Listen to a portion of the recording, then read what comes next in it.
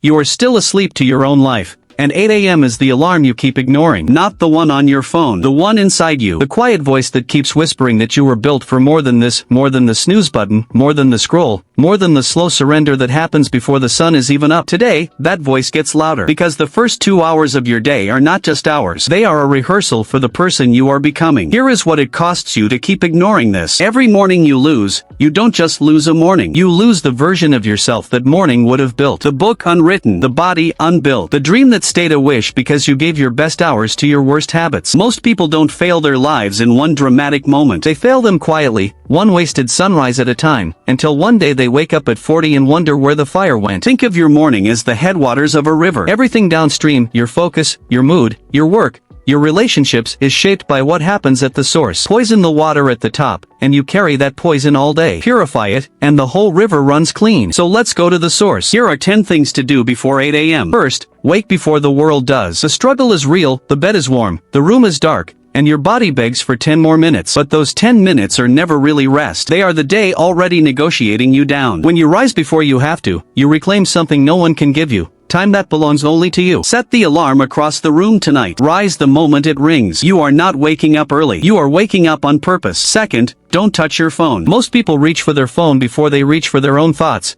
and in doing so they hand their mind to 1,000 strangers before they've said a single word to themselves. The notifications, the news, the noise, it floods the river before you've had a chance to drink. Give yourself 1 clean hour. Leave the phone dark. The world can wait. Your soul cannot. Third, drink a full glass of water. It sounds too simple to matter, and that's exactly why most people skip it. You woke up dehydrated, your brain foggy, your body sluggish, and you reached for stimulation instead of restoration. Drink the water first. It is the smallest promise you can keep to yourself, and keeping small promises is how you learn to trust yourself again. Fourth, move your body while it's still stiff. The struggle is that motion feels like the last thing you want when you're barely awake. But energy is not something you find in the morning, it is something you generate. Most people wait to feel motivated to move. Winners move first, and let the motivation catch up. 10 push-ups, a brisk walk, a stretch that reaches for the ceiling. You are not exercising. You are telling your body the day has begun. Fifth, sit in stillness for 5 minutes. Your mind wakes up like a shaken snow globe. Every worry, every task swirling at once. Most people try to think their way to calm and only stir the storm. Instead, just breathe and watch. Let the flakes settle. You are not trying to empty your mind. You are learning to sit with it without being ruled by it. Sixth, write down 3 things you're grateful for. In the dark of early morning, the mind drifts toward what's missing, the money, the time, the person who let you down. Gratitude is not pretending those things don't hurt. It is refusing to let them be the only thing you see. Write 3 real things. Specific ones. The warmth of coffee. A friend who texted back. Your own beating heart. What you focus on expands, so choose your focus before the day chooses it for you. Seventh, name the one thing that matters most today. Most mornings drown in a list of 20 tasks, and by noon you've been busy without being productive. Busyness is the counterfeit of progress. Before the noise begins, ask yourself one question. If I only get one thing done today, what should it be? Write it down. Circle it. That single answer is your compass. Everything else is weather. Eighth, feed your mind before you feed the world's opinions into it. The struggle is that consumption feels like learning,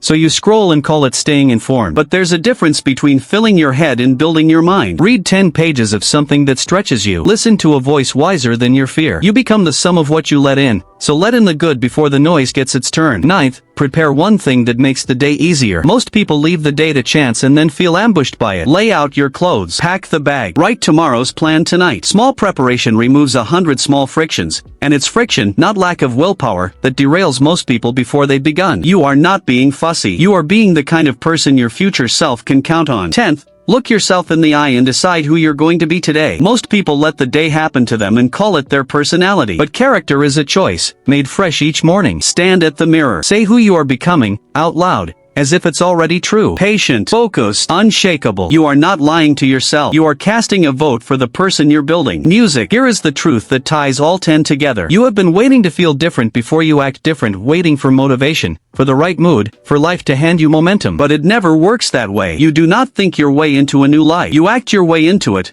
one deliberate morning at a time. The person you want to be is not hiding in some future breakthrough. They are hidden in the next 2 hours, waiting for you to show up and claim them. So remember, wake before the world, leave the phone dark, drink the water, move the body, sit in stillness, write your gratitude, name the one thing, feed your mind, prepare the day, decide who you'll be. 10 choices, 2 hours, 1 life. Here is your call to action, and it's simpler than you fear. Tomorrow, do not attempt all 10. Choose 3, just 3. Do them the moment you wake, before the excuses assemble. Then do them again the next day, and the next, until they stop being tasks and start being who you are. Because the sunrise you woke up early enough to see is a promise, and your future is not something waiting to happen to you. It is something you are building, quietly, before 8 a.m. one morning, one choice, one deliberate step at a time. So set the alarm. The person you're meant to become is already awake, waiting for you to rise and meet them.